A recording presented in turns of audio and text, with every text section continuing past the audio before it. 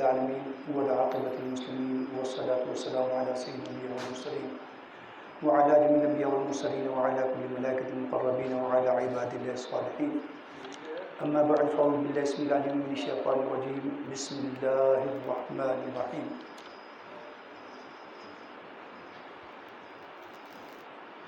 اليوم أكملت لكم دينكم وأتممت عليكم نعمتي ورضيت لكم الإسلام دينا. صدق الله العلي العظيم وصدق رسوله النبي الكريم الأمين الرؤوف الرحيم. درود اسلام پڑھ لیجیے. والصلاة والسلام علیکہ یا سیدی یا رسول اللہ وعلی آلہ وصحبہ یا سیدی یا حبیب اللہ. والصلاة والسلام علیکہ یا سیدی المسلمین وعلی آلہ وصحبہ یا سیدی یا اشرف المرسلین. الصلاة والسلام.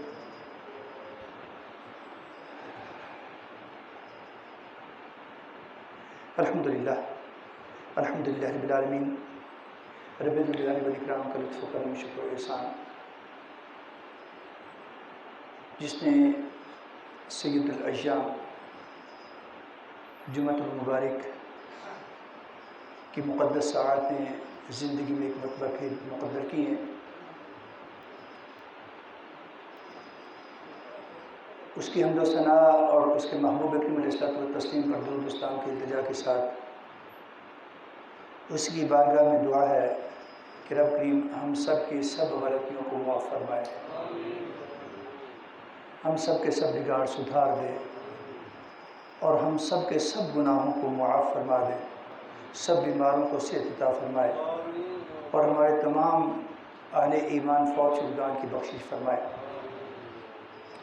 زندگی جس قدر ہے اس کی امانت ہے، وہی جانتا ہے. اسی سے دعا و التجا ہے کہ ہر اعتبار سے اسے گزشتہ سے بہتر، عمدہ اور اعلیٰ فرمائے. یہ قرآن پاک کی ترتیب تلاوت کے اعتبار سے 5ویں سورہ مبارکہ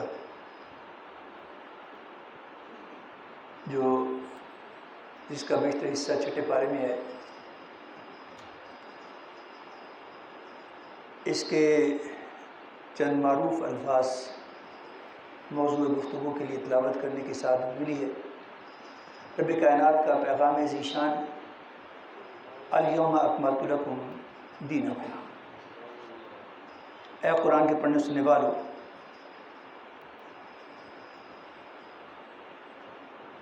اسی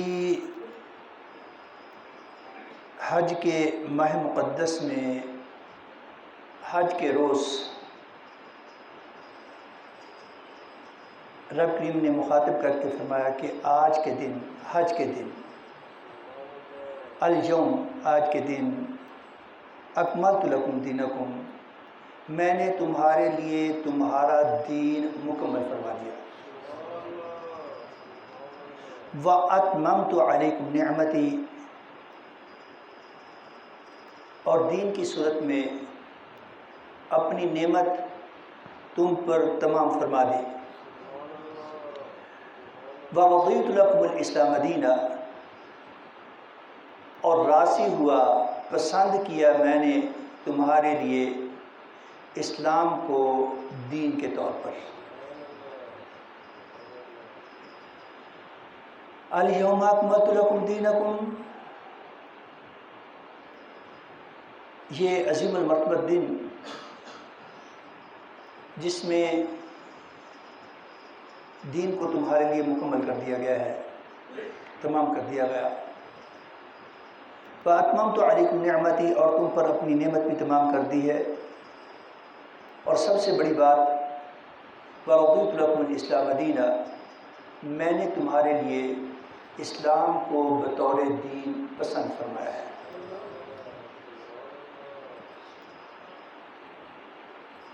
دین ایک بڑی ہی وسیع ٹرم ہے. اس کے متبادل ایک لفظ مذہب کا استعمال کیا جاتا ہے جو دین کے مد مقابل اپنے مفہوم کے اعتبار سے بہت چھوٹا ہے، بہت مختصر ہے.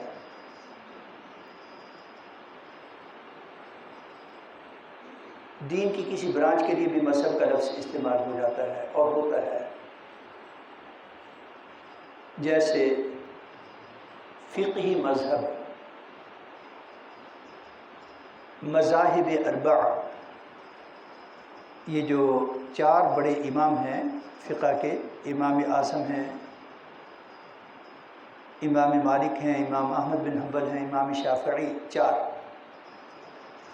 ان کے جو فقہی سکول آف تھاٹ کے لیے مذہب کا لفظ استعمال ہوا، ان کے لیے کہا جاتا ہے یہ مذاہب اربع ہیں، 4 مختلف سکول آف تھاٹس ہیں، قرآن و سنت کی روشنی میں ہیں، اور انہوں نے خوب ریسرچ کی ہے، اجتہاد کیا ہے مختلف مسائل پر۔ جبکہ دین کا لفظ کمپریہنسو ہے، اس پر متعدد مرتبہ بات بھی ہوئی ہے، اختصار کے ساتھ عرض کر دوں کہ دین کا لفظ جیسے یہاں پر ٹوٹیلٹی کے لیے استعمال ہوا،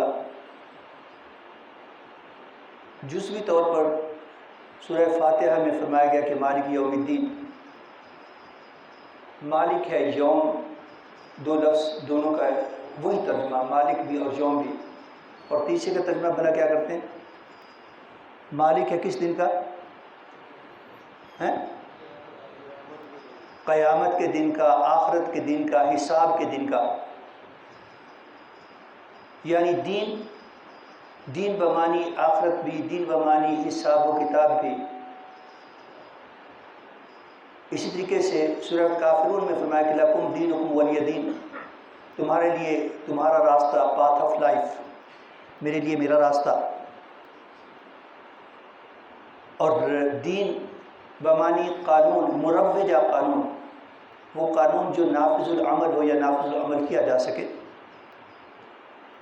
جیسے سورہ یوسف میں اللہ کریم نے فرمایا کہ ما کان لیأخذ اخاہ فی دین الملک، حضرت یوسف کے لیے جب وہ اپنے بھائی کو بنیامین کو مدت دراز کے بعد جب ملے تھے، اور دونوں بھائی چاہتے تھے ایک دوسرے کے ساتھ رہیں، اور ابھی اللہ رب الکریم کی طرف سے یہ اجازت نہیں ملی تھی کہ اپنے آپ کو ظاہر کر دیں، اور بھائی کو کس طریقے سے روکنا چاہتے تھے، تو اللہ کریم نے فرمایا کہ ما کان لیأخذ اخاہ فی دین الملک، حضرت یوسف کے لیے یہ ممکن نہ تھا کہ بادشاہ کے دین، بادشاہ کے قانون کے مطابق اپنے بھائی کو روک لیتے۔ مروجہ قانون، دین مختلف معانی میں استعمال ہوتا ہے، اور اگر اسلام کے حوالے سے، قرآن پاک کے حوالے سے دیکھا جائے تو دین ایک ایسا ضابطہ حیات بنتا ہے جو انسان کی نجی پرائیویٹ ضرورت سے لے کر اس کی اجتماعی، بین الاقوامی، دنیاوی اور اخروی ضرورتوں کو اللہ کی رضا کے مطابق عزت و وقار کے ساتھ پورا کرتا ہے۔ اور رب کریم نے اعلان کیا کہ ایسا دین صرف اسلام ہے، ان الدین عند اللہ الاسلام۔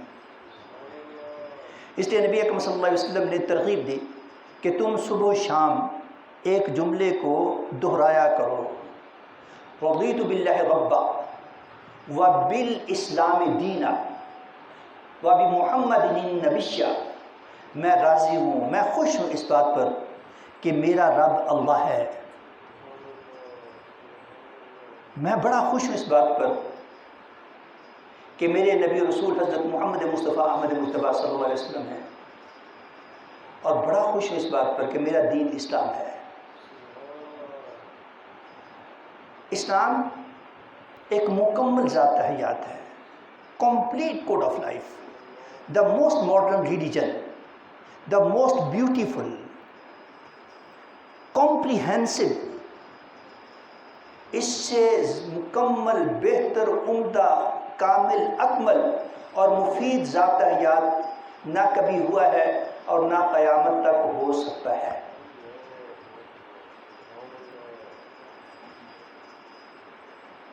اور اس کے لیے رب کائنات کا یہ بھی پیغام ہے، ادخلوا فی السلم کافہ، کہ اس سلامتی والے نظام حیات میں مکمل کے مکمل، پورے کے پورے داخل ہو جاؤ۔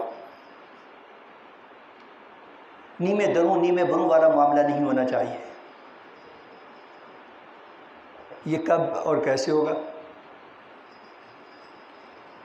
کسی بھی چیز پر عمل کرنے کے لیے پہلے تو یہ معلوم ہونا چاہیے کہ وہ چیز ہے کیا. عرصہ دراز سے بالخصوص جب سے مسلمان بحیثیت مجموعی سیاسی طور پر مغلوب ہوئے، محکوم ہوئے، غلامی میں گئے، یہ جو پچھلی 2 صدیاں گزری ہیں جس میں یورپ نے مشینوں کی بنیاد پر اور چالاکی کے ساتھ، ہیرا پھیری کے ساتھ، وعدہ خلافی اور دھوکہ دہی کے ساتھ مختلف علاقوں پر قبضہ کیا، جس کو وہ کالونیلزم کہتے تھے. کالونیلزم، کالونی، جیسے ہمارے یہاں اب کالونیوں کا رواج ہے نا، انہوں نے مختلف ممالک کو اپنی کالونیاں بنایا تھا.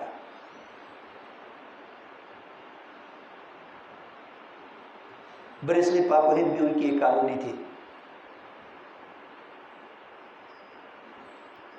پورے کا پورا سب کانٹیننٹ ایک کالونی تھی. اور اسی طریقے سے ان کے کالونیلزم کے تحت صرف برطانیہ جو دنیا کے نقشے پر ایک چھوٹا سا ملک ہے، اس نے اپنی ریشہ دبانیوں سے دنیا کے اس قدر علاقے پر قبضہ کر لیا تھا کہ اس میں سورج غروب نہیں ہوتا تھا. ایک طرف غروب ہو رہا ہوتا تھا تو دوسری طرف طلوع ہو جاتا تھا. اتنا بڑا علاقہ تھا. اس کے بعد عربی کا ایک مقولہ ہے کہ الناس علی دین ملوکہم، لوگ اپنے بادشاہوں، اپنے حکمرانوں کے نقش قدم پر، ان کے دین پر چلتے ہیں.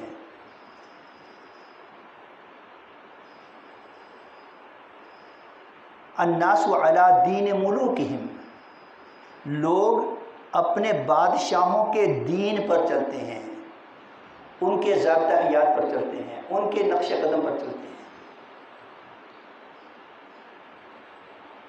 انگریزوں نے انبیاء کرام علیہ السلام کی سنت کی خلاف ورزی کرتے ہوئے داڑھیاں منڈوائیں. ان کی بڑی ایک لمبی تاریخ ہے، ان کے مذہب کی چپکلش کی بڑی لمبی تاریخ ہے. ان کی دیکھا دیکھی مسلمانوں میں داڑھی منڈوانا شروع کر دی اور آج تک منڈوا رہے ہیں. اگر کوئی پوچھے کہ کیوں، کوئی وجہ نہیں ہے، ٹھوس کوئی سبب نہیں ہے، بس دیکھا دیکھی. انہی کی دیکھا دیکھی، انہی کی زبان کو اپنانا شروع کر دیا جو بادشاہوں کی، ان کے حکمرانوں کی زبان تھی، اور آہستہ آہستہ اپنے دین سے خود ہی دور ہوتے چلے گئے. حقیقت یہ ہے کہ اب بہت کم خوش نصیب ہیں کہ دین جن کی پریورٹی ہو.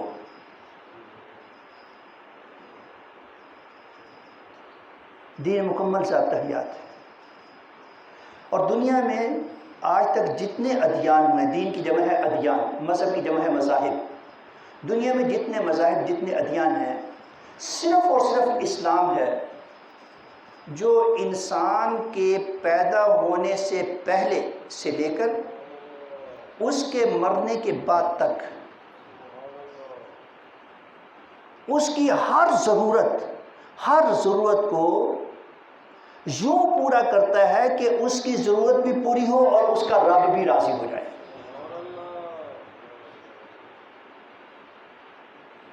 باقی جتنے سسٹمز ہیں، پولیٹیکل سسٹم ہو، سوشل سسٹم ہو، اکنامکل سسٹم ہو، جوڈیشل سسٹم ہو، جتنے سسٹمز ہیں وہ عام طور پر انسان کو بنیاد بنا کر کام کرتے ہیں، یا مختلف جو کمپنیز ہیں.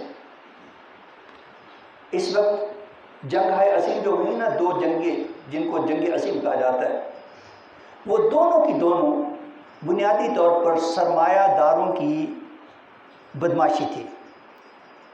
انہوں نے اپنے سرمایہ کے لیے بڑھانے کے لیے، اپنی انڈسٹریز کو چلانے کے لیے وہ جنگیں دنیا پر مسلط کی، اور اس وقت بھی دنیا میں اپنی منوپلی قائم کرنے کے لیے کبھی کرونا، کبھی ڈینگی، کبھی کچھ کبھی کچھ کبھی کچھ کبھی کچھ، وہ دجالی فتنے وہ مسلط کیے جا رہے ہیں۔ یہ نہیں ہے کہ یہ چیزیں بالکل نہیں ہیں، لیکن ایسی بھی نہیں ہے جیسا فتنہ، جیسا پروپیگنڈا کیا جاتا ہے۔ اور اس کی غرض و غایت کچھ کمپنیوں کو نوازنا، کچھ ممالک کو، کچھ اداروں کو، جبکہ اسلام جو دین دیتا ہے، اسلام جو ذات حیات دیتا ہے، اس میں انسان کا سونا، جاگنا، کھانا، پینا، چلنا پھرنا، اس کا کمانا، اس کا خرچ کرنا، اس کا معاشرتی زندگی بسر کرنا، یہاں تک کہ اس کا حوائج ضروریہ کو پورا کرنا، وہ بھی اس دین کے تابع ہوتا ہے۔ جب اس پر عمل کیا جاتا ہے تو ان صلاتی و نسکی و محیای و مماتی للہ رب العالمین، تو اسلام یہ پیغام دیتا ہے کہ تمہارا سارے کا سارا معاملہ، پوری کی پوری زندگی، تمہارے کے پورے کا پورا نظم و ضبط، اس کی غرض و غایت کیا ہوگی؟ تمہاری زندگی بھی، تمہاری موت بھی، تمہاری عبادت بھی، تمہاری ریاضت بھی، تمہارا کھانا پینا، سونا جاگنا کمانا، یہ سب کچھ اللہ رب الکریم کی رضا، اس کے نظام کے تابع ہوگا، اس کی رضا کے لیے ہوگا۔ جب ویسا ہوگا تو یہ دین ہوگا، مکمل دین ہوگا۔ اور اس کے لیے نبی اکرم صلی اللہ علیہ وسلم کو کمپلیٹ ماڈل قرار دیا، بہترین ماڈل قرار دیا۔ اور نبی اکرم صلی اللہ علیہ وسلم کی سیرت طیبہ کو آپ دیکھیں، آپ کسی وقت اپنے رب کو بھولتے نہیں تھے۔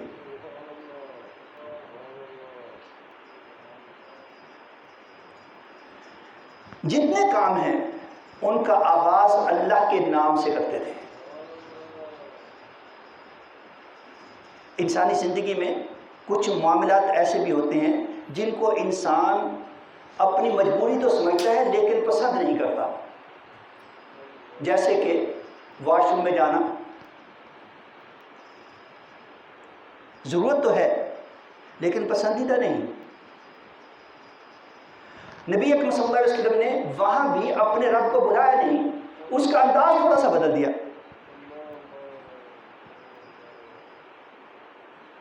تعوذ لے آئے،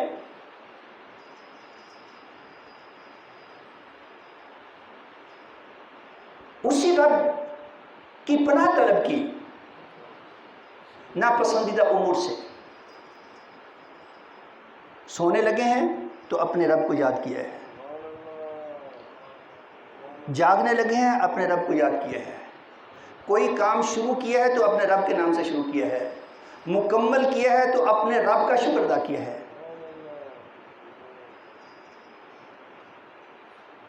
تو اسلام سارے کا سارا یہ ہے، اللہ کے نام سے شروع اور اللہ کے شکر پر مکمل۔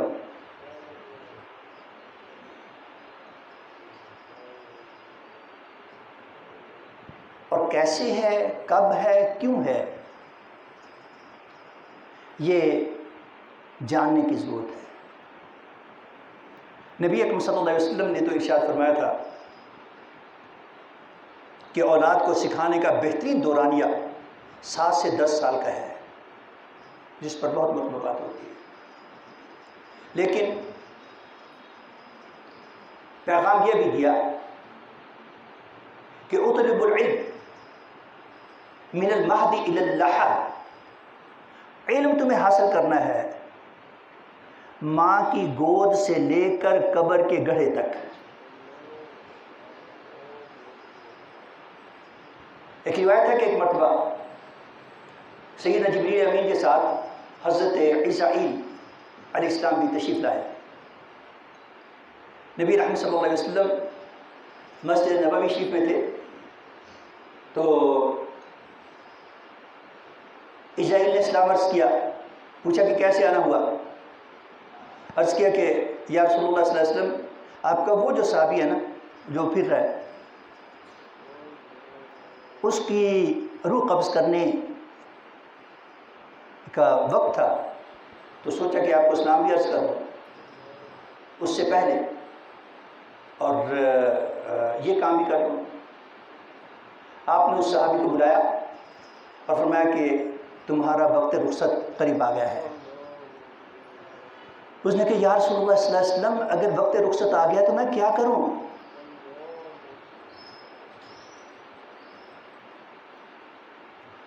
قربان جائیں آپ کی عظمت و رفت پر، آپ نے فرمایا کہ علم حاصل کرو۔ یہ نہیں فرمایا کہ اپنے بینک بیلنس کا فکر کرو، اپنے پلاٹوں کا فکر کرو، اپنے کالے دھن کو سفید کرنے کا فکر کرو، فرمایا کہ علم حاصل کرو۔ علم کبھی فرض ہوتا ہے، کبھی واجب ہوتا ہے، کبھی سنت موقدہ ہوتا ہے، کبھی سنت، کبھی مستحب۔ اور علم کے جو مختلف مراحل ہیں، کن کن چیزوں کے بارے میں ہوتا ہے؟ قیامت تک علوم کے جتنے نئے نئے دروازے کھلیں گے، یہ سائنٹیفک علم جیسے چل رہا ہے نا، جیسے آج کل موبائل چل رہا ہے، کمپیوٹر چل رہا ہے، سائنس کی مختلف جہتیں، علماء کرام فرماتے ہیں کہ قیامت تک جتنے نئے نئے علوم آئیں گے، اہل ایمان پر بحیثیت مجموعی ان کا جاننا، ان کے ایکسپرٹ لیول پر پہنچنا، یہ فرض کفایہ ہوگا کہ کچھ نہ کچھ مسلمانوں کے لیے لازم ہوگا کہ اس علم کو وہ اس کی ایکسپرٹ لیول تک حاصل کریں، سب پر نہیں۔ اور جو لازم ہے اس میں جو روٹین لائف کے معاملات ہیں، حضور نبی اکرم صلی اللہ علیہ وسلم کی روٹین کی جو لائف ہے وہ کیا ہے؟ قرآن پاک کیا کہتا ہے؟ اللہ رب الکریم کس چیز کا حکم دیتا ہے؟ نبی اکرم صلی اللہ علیہ وسلم نے فرمایا کہ میں تمہیں دو چیزیں چھوڑے جا رہا ہوں،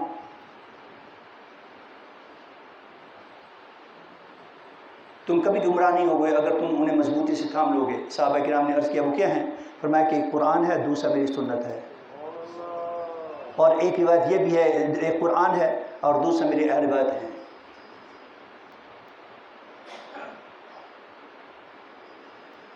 قرآن مجید فرقان حمید اللہ تعالیٰ کریم کا وہ کلام ہے جو قیامت تک بدلا نہیں جا سکے گا، اس کی حفاظت کی ذمہ داری خود اس نے قبول کی ہے۔ اگر کہیں کسی سے کوئی غلطی ہو جائے گی نا، تلاوت میں غلطی ہو سکتی ہے، کسی سے پڑھنے والے سے ریفرنس میں غلطی ہو سکتی ہے، جب اس کو بتایا جائے گا وہ اپنی غلطی کو تسلیم کر لے گا، اس کو درست کر لے گا، اس پر وہ شرمندہ ہوگا یا سمجھے گا کہ وہ بس اس سے ہو گئی۔ اس طریقے سے آپ نماز تراویح میں دیکھتے ہیں، عام نمازوں میں دیکھتے ہیں، اِنَّا نَحْنُ نَزَّلْنَا الذِّكْرَ وَإِنَّا لَهُ لَحَافِظُونَ، اس قرآن پاک کے نازل کرنے والے ہم ہی ہیں اور اس کی حفاظت بھی ہمارے ذمہ کرم پر ہے۔ اور دین کیا کہتا ہے؟ دین صرف اور صرف مسجد میں آنے کا نام نہیں ہے۔ دین صرف یہ نہیں ہے کہ ساری بدماشیاں، بے غیرتیاں، بے شرمیاں اور ہندو کلچر کو اختیار کرتے ہوئے جب شادی کی آخری ایک رسم کے طور پر بیٹی کو رخصت کرنا ہو تو قرآن پاک اٹھا کر اس کے سر پر رکھے، اونچا کر کے کہ اس کے سائے میں سے گزارے، اور باقی سب کچھ ہندو کلچر، اور آخر میں یہ اسلامک ٹچ ہے۔ شرم تم کو مگر نہیں آتی۔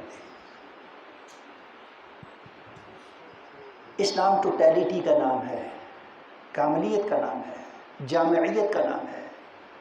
یہ اندر سے ہے، یہ باہر سے ہے، یہ ظاہر ہے، یہ باطن ہے، یہ اول ہے، یہ آخر ہے، اور اس کا مقصود اللہ کی رضا ہے، اور اس کا ماڈل نبی رحمت صلی اللہ علیہ وسلم کی ذات والا صفات ہے۔ اور کتنے خوش نصیب ہیں ہم کہ ہمارے لیے خود رب کائنات نے اس کو پسند فرمایا ہے، اور اس میں ہمیں بتایا ہے کہ تمہیں کیا کرنا چاہیے، کیا نہیں کرنا چاہیے، تمہارے لیے حلال کیا ہے، تمہارے لیے حرام کیا ہے۔ کوئی چھوٹا سا مسئلہ بن جائے نا، جتنا بڑا شہر، بڑے ڈاکٹروں کی اتنی بڑی بڑی فیسیں، وہ پھر بتاتے ہیں کہ تمہیں کیا کرنا ہے، تمہیں کیا نہیں کرنا، کیا کھانا ہے، کیا نہیں کھانا، کیا پینا ہے، کیا نہیں پینا. جبکہ ہمارے لیے پوری کائنات کا رب، پوری کائنات کا خالق یہ بتاتا ہے کہ تمہارے لیے حلال کیا ہے، تمہارے لیے حرام کیا ہے، تمہارے لیے جائز کیا ہے، تمہارے لیے ناجائز کیا ہے، تمہارے لیے اچھا کیا ہے، تمہارے لیے برا کیا ہے، تمہارا فائدہ کس میں ہے، تمہارا نقصان کس میں ہے. بڑے خوش نصیب ہیں، بہت خوش نصیب ہیں. مگر دوسری طرف ہم اغیار کی سازش کا شکار ہو کر اپنے ہی دین کو بھلا بیٹھے ہیں، اور ہماری پریورٹی نہیں رہی. ہماری پریورٹی ان کا کلچر بن گیا ہے. آپ دیکھ لیں کہ آج ہمارے سسٹم میں جو ہمارے سکول ان کے سسٹم کے زیادہ قریب ہیں، وہ سب سے زیادہ مہنگے ہیں اور ان میں سب سے زیادہ رش ہے. ہمارے دینی مدارس میں مفت تعلیم دی جاتی ہے، وہاں پر وہ بچے بھیجے جاتے ہیں جو ان سکولوں میں پڑھنے پڑھانے کے قابل نہیں ہیں، ان میں کوئی عذر ہے یا ان کے والدین معذور اور مجبور ہیں. سو مچ سو ابھی یہ جو مہنگائی کا طوفان بدتمیزی آیا نا، قاری صاحب بیٹھے، انہوں نے ایک مرتبہ نہیں متعدد مرتبہ مجھے بتایا کہ یہاں پر جو بچے نوجوان قرآن پاک کی تعلیم حاصل کرنے کے لیے آتے تھے نا، انہوں نے کہا جی ہمارے ہاتھ کھڑے ہیں، ہم نہیں آ سکتے. کیوں؟ پیٹرول اتنا مہنگا ہو گیا ہے کہ ہم اور ہمارے والدین اس کا کرایہ افورڈ نہیں کر سکتے. اور جو ان کے سکول ہیں وہاں پر کئی ماہ کی ایڈوانس فیسز وہ لے لیتے ہیں اور بڑی خوشی سے جا کر دیتے ہیں. ابھی کوئی تقریباً 1 ماہ پہلے، مہینہ سوا مہینہ پہلے، یہی مسجد میں بیٹھ کر کچھ نواسی جو انتظامیہ کے افراد سمجھے جاتے ہیں، ان سے بیٹھ کر ایک مشورہ ہوا کہ ہمارے جو نوجوان ہیں جو سکولوں میں پڑھتے ہیں، کالجز میں پڑھتے ہیں، ابھی تو سکولوں کے امتحان دے کر فارغ ہیں، کالجز کے امتحان دے کر فارغ ہیں، ان کے لیے دین اسلام کی تربیت کے لیے، تعلیم کے لیے کچھ اہتمام کیا جائے. تو ان کے مشورے سے یہ طے ہوا کہ یہ عید کے بعد یہ کورس شروع کر دیا جائے. میں آپ کو شرمندگی اور بڑے دکھ اور افسوس کے ساتھ کہہ رہا ہوں کہ گزشتہ روز اس کا افتتاحی پروگرام تھا، اور اس میں جو بچے کی جس کی کارکردگی سب سے بہتر ہوگی اس کے لیے 10,000 کا پرائز اناؤنس کیا گیا ہے، اس کے بعد 7,000 کا، اس کے بعد 5,000 کا. ان کو نوٹ بکس دیے ہیں، ان کو جو ضروری لٹریچر ہے وہ فراہم کیا ہے، اور پورے ماڈل ٹاؤن سے انتظامیہ کے بچوں سمیت، نہ تو انتظامیہ موجود تھے، دکھ کی بات ہے، افسوس، انتہائی افسوس. کسی کو برا لگتا ہے تو لگے، تکلیف ہوتی ہے تو ہو. نماز پڑھ کر سارے اعلان بھی کیا گیا، صرف ایک فرد جو اپنے بچے کو لے کر آیا، صرف ایک، وہ موجود ہے انتظامیہ سے، اور پورے ماڈل ٹاؤن سے دوسرا بچہ نہیں تھا. کیا ماڈل ٹاؤن کے لوگ اس سے بے نیاز ہو گئے؟ اس لیے کہ ان کے پاس سرمایہ نسبتاً زیادہ ہے، ان کے گھر زیادہ قیمتی ہیں، ان کے پاس گاڑیاں بڑے سائز کی ہیں، ان کے بچوں کو دین کی ضرورت نہیں ہے، یا اعتبار نہیں ہے کہ یہ بندے جو کہہ رہے ہیں یہ چھوڑے نہیں، فضول ہیں. اگر فضول ہیں تو پھر سلام ہے آپ سب کو. واقعتاً اللہ تبارک و تعالیٰ پر رحم فرمائے، فضل فرمائے، کرم فرمائے، ہمیں اپنے دین کی سمجھ کے ساتھ حسن عمل کی توفیق عطا فرمائے. باخر دعوانا الحمدللہ.